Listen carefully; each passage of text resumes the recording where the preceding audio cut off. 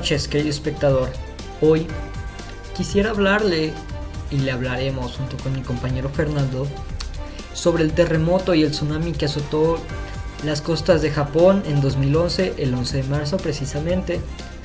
Este fue un terremoto a una escala de 9.1 que creó un tsunami como un efecto colateral, que este tsunami creó un maremoto con unas olas de hasta 40.5 metros de altura.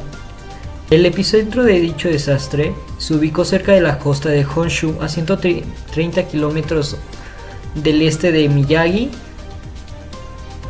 a una profundidad de 30 kilómetros, y provocando una ola de aceleración sísmica horizontal de aproximadamente 400 kilómetros por hora.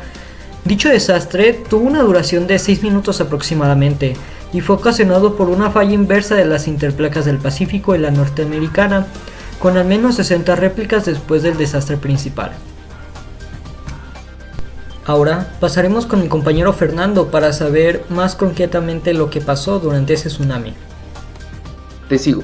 En la parte nororiental de Japón, en la zona marítima de Sonriku, frente a la costa de la provincia de Miyagi, aproximadamente 330 kilómetros de Tokio, el 11 de marzo del 2011 a las 14:46 horas en Japón o 5:46 en Occidente, se produjo un devastador terremoto conocido como el Gran Terremoto y Tsunami del este de Japón. Esto devastó mucho de las zonas costeras de Japón, sobre todo en la región de Tohoku, al noroeste de Honshu. Estas regiones de Japón son de alta actividad sísmica debido a que el país nipón se encuentra por el paso del cinturón de fuego del Pacífico. El temblor generó un tsunami que llegó a la costa de Japón en 30 minutos aproximadamente, y se estima que un tramo de 2.000 kilómetros de las costas fueron impactadas y gravemente dañadas por el tsunami. Y pues como consecuencia principal del terremoto y tsunami se produjo una pérdida masiva de vidas, aproximadamente 15.850 muertos, 6.150 heridos y 2.527 personas desaparecidas y presuntas muertas.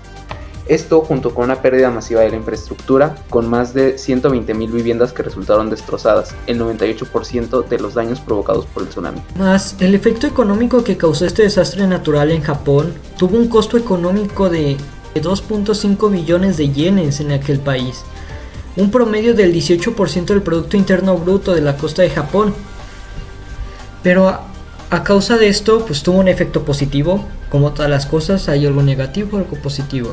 Este positivo fue que aumentó el Producto Interno Bruto de Japón un año después, dado a que tuvieron inversiones extranjeras para poder reconstruir todas las zonas afectadas que dejó el desastre, y esto fue un impacto positivo, aunque fue una magnitud extremadamente grande para dicho maremoto. Y pues este acontecimiento tuvo una escala mundial, ya que el tsunami se observó en megágrafos costeros de más de 25 países de la cuenca del Pacífico, en la Antártida y en la costa occidental del Océano Atlántico en Brasil.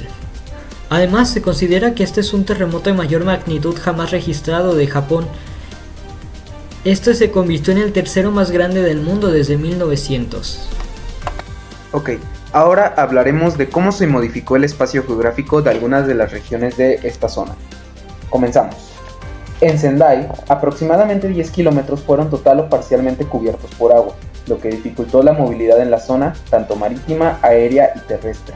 Y también, al final, modificó el espacio de pesca, debido a la destrucción de la costa. Además, toda la zona quedó incomunicada durante el desastre, ya que hubo un corte del suministro eléctrico ocasionado por el daño que sufrió la planta nuclear de Fukushima, lo que nos lleva a hablar de este. En Fukushima, tanto 1 y 2, se presentaron varios incendios y fugas de material radioactivo, problemas que también tuvieron otras centrales como Tokai y Onagawa, dejando sin energía a casi toda la región de Japón y modificando el espacio geográfico con la radioactividad que se esparció en esas zonas de desastre, cosa que dejó casi sin habitantes a las regiones cercanas a las centrales. También, países vecinos presentaron oleajes poco comunes, que alcanzaron horizontalmente entre 30 y 100 metros de largo en sus costas, con daños leves a las viviendas cercanas a la costa. A causa de esto, pues quisieran dar unas pequeñas propuestas para poder minimizar un impacto, ya sea de un desastre natural de mayor magnitud o de la misma magnitud, pero para poder minimizar las consecuencias que traería con ello este dicho desastre, que no esperemos que ocurra pronto, ¿verdad? Pero serían unas buenas propuestas para tener en mente, para minimizar un impacto económico, social y cultural que podía traer con ello un desastre natural o un desastre natural, por así mejor dicho. Para esto tenemos dos propuestas. Son dos propuestas que tenemos. Les explicaré la primera. La primera propuesta que tenemos en mente es crear unos rompemuros a la costa de cada, que puedan encerrar la mayor parte de Japón o de la parte que esté en el cinturón de fuego del Pacífico, que son las mayores placas tectónicas que pueden traer consigo varios terremotos y pueden causar, antes mencionado, los tsunamis o un maremoto. Es por esto que queremos crear barreras de 20 metros de altura que puedan ser un rompeolas, que puedan minimizar el impacto que tendría dicho desastre. Es por esto que queremos implementar este tipo de barreras de hormigón o de cualquier otro material que pueda ser resistente ante tanta fuerza de destrucción que traería consigo.